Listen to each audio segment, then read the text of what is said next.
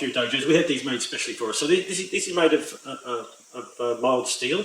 It's the same dimensions as a normal jo. They weigh about 5 point something kilos, so they're not super heavy. I don't know what that is for our American friends, about 12 pounds, something like that, maybe a bit under. But once you're holding this, obviously it's jo length, but once you're holding this here, they feel heavy. And this will exaggerate any of the body movement things that you've got going on that are inefficient, shall we say. We're just going to do the same cut, but this time you're going to absolutely have to involve your whole body and get the kinetic chain being effective. So we'll just quickly, without this, as I say, my shoulder's playing up, so if I get this wrong, I'm not going to be able to do it. I'm hoping if I get this nice and accurate, it will work. So if I've got my grip here, the first part of the movement is going to come from me dropping this front hip down. So this, believe it or not, even though I'm lifting the thing up, I've got to have a brace point. So I'm going to be dropping my front hip down slightly so that my weight is not into my front toe but into the ball of this front foot. And that gives me a structure then to move into from my back hip.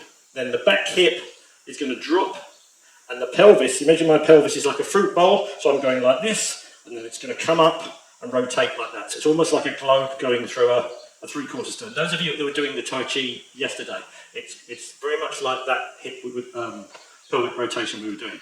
So I've got this here, I'm dropping this down first of all, and then this hand, the base of this hand will be linked to this hip. So as this comes underneath, there's a body drift forwards. It's not a lean or anything, it's a drift. So I'm drifting through my posture, if you like. You know, that's an exaggeration of the same thing. This stays upright, but I'm drifting through my base. And as this comes through, the hip comes underneath, and that allows me then to start my upper body mechanics. So my hands, the Tegatani, the Aiki-age, then the wrists. And by then, my structure, my center is underneath the weight of the bar. And that allows me to lift this up. And you're taking out a lot of the disadvantage of having the weight at the end of the lever. Now this all sounds very, very easy. You watch me stuff this up now. So here, so I mean this is, you know, I couldn't hold this much longer than about 30 seconds. It's heavy. So here, and there's my left. So I'm just dropping this in and coming up underneath. And it's actually not bad at all. Once you get this kinetic chain, this mechanical thing, and I'm not moving my feet yet. Now I can move it in. And this is nice. And it just makes you aware of all the little inconsistencies in what you're doing. So if I stuff this up, if I'm a bit to one side, or if I've got my instep open a bit, or I'm shifting the weight a bit out of time, if the chain of events isn't right, you'll feel the strength be needed. You'll feel it biting. Okay? We've got a big mixture of people here. We've got some slighter build people, we've got some big lumps. But in theory, you should all be able to make this work. And then we'll play around with these mechanics and some taijutsu later to show you that this isn't just a gimmicky training thing, it has some relevance. Okay, so here. There's my show. It feels comparatively light now. And I'm exaggerating the movement so the camera can see it. So 1, 2, underneath. 1, 2, underneath. A couple of things that tends to happen when you start using these resistance tools to put the weight in, you underestimate how much you need your lower body. That's why I isolated it earlier. So if I'm on the spot and I don't move too much, I'm just trying to use my hips, I'm not going to get the chain from my feet, which is where obviously the power comes from, into my arms. And it's going to be kind of like this, and my arms are still isolated. There has to be a rocking through your body, so you're actually moving your entire structure forwards and underneath it. It'd be like building a bridge and not having a support underneath it, if that makes sense, right? So I've got to here. And the lift doesn't happen until I put my Tagatana into place. So this is dropping, my body is dropping, and that's dropping that down. My body weight is dropping that down. So there's a moment where my front hand is the pivot, but it's momentary. And then this comes up. And it's comparatively easy just to reverse that thing. Now the other thing that happens is that, I mean, I'm quite lucky because I've got this deformed spine, so I'm a bit hunchback of whatnot, you know. But if you're a normal fit person and you're standing up, when you lift things, sometimes there's this happens. So your diaphragm stretches and you go into your lower back and this happens. And it can work if you're strong. You know, some of you boys are big, strong lads, and you're lifting it with basically your diaphragm and your intercostal muscles. Your front of your body is lifting. There's an element of that in it, but there almost shouldn't be. That should be minimal. It should be a very relaxed thing, and it's just this kinetic chain coming up through your body. If you can get that, it's a much more relaxed way of generating power, which is valuable. So here, upright. Here. Now this is the other thing I wanted to talk about. Here, I can stay here all day, even though this is heavy, because this is right above my centre. Does that make sense? Look at where my top hand is. It's just in front of where my skull is. Some of you guys are a bit more experienced with doing this on purpose, and that's fine. Because then you can drop your pelvis and you can try and keep control. And there's a lot to be said for that if you're trying to do technique and it gets behind you, learning to be able to drop your pelvis down to put the thing back in front, rather than trying to muscle someone through, if that makes sense. I put up going off as a tangent. So here, it's in front. There's, purposefully, there's right in the limit. So from there, if I start to use my arms to bring that back, it's going to be hard, so I'm going to drop my pelvis behind it. So this is what I'm talking about. You're learning how your body works, you're learning how to make adjustments, you're learning how the biomechanics of your own particular structure work. Okay? We'll give this one more go. I want you to purposefully cut a couple of times of this, then just arch your back a little bit so you feel your weight going into your heels. Rather than using your shoulders and your wrists, drop your hips and try and get yourself back behind it and then restore the cut. Same thing with this. Arms too far back.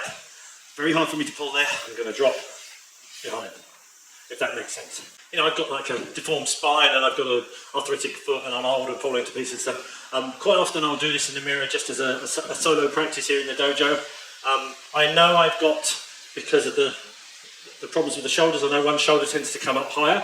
I can't see in the mirror at the moment, but I'm assuming that this one will be a little bit hunched. I try and drop my shoulder blades back. So this is a biofeedback thing. It's very, very useful.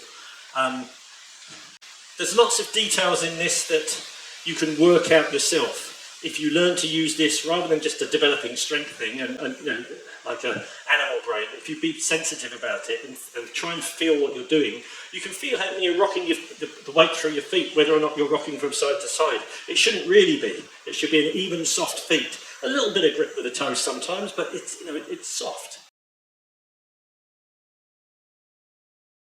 And the other thing is your hands. Now, all grappling arts, Aikido especially, this ability to grip, and it's never this crab claw grip, it's the curling on. They used to say gripping with ki, It's the same with this. You're curling this on, but my contact here is along the centre of my palm, and this is what's giving me my real contact through. It's the underside of my arm. So there's no top arm tension. It's the underside of my arm, it's going in the bottom part of my forearm, it's going into my tricep mainly, connecting through into my lats and into my hips. So the whole thing is an underneath feeling. It's not a bicep. We did something yesterday where it was a bicep curl. That was the main mechanic. This is an underneath thing. We're trying to get your body underneath the weight so your entire structure is doing it in a mechanical series, a kinetic chain, if you like. This thing you'll see people do, Aiki-age or various other exercises in Aikido. This is so important. My sensei used to sit in the pub, he'd go and get him a pint and he'd be sitting there doing this. Never really understood it.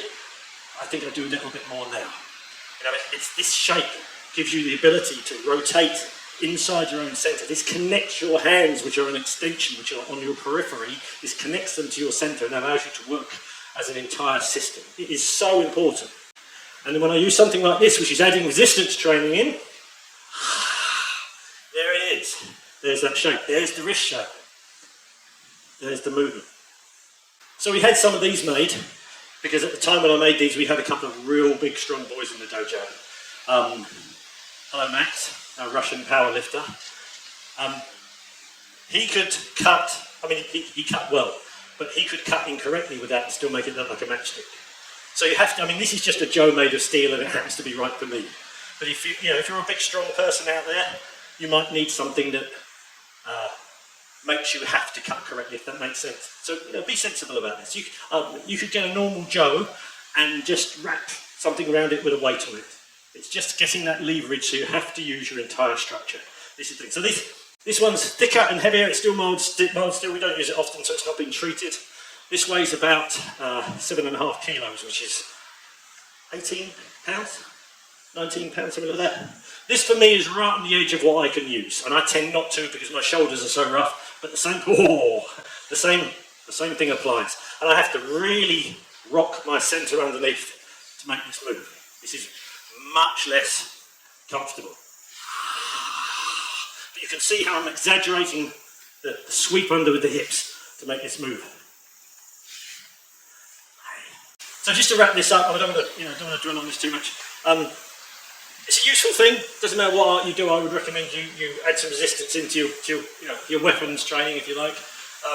I know the Aikido and karate guys had a stick with a big weight on the end. It's a similar kind of thing. But this, from an Aiki-jitsu, Aikido point of view, this develops that spiralling up underneath. Allows you to develop powers from your feet but in a relaxed way.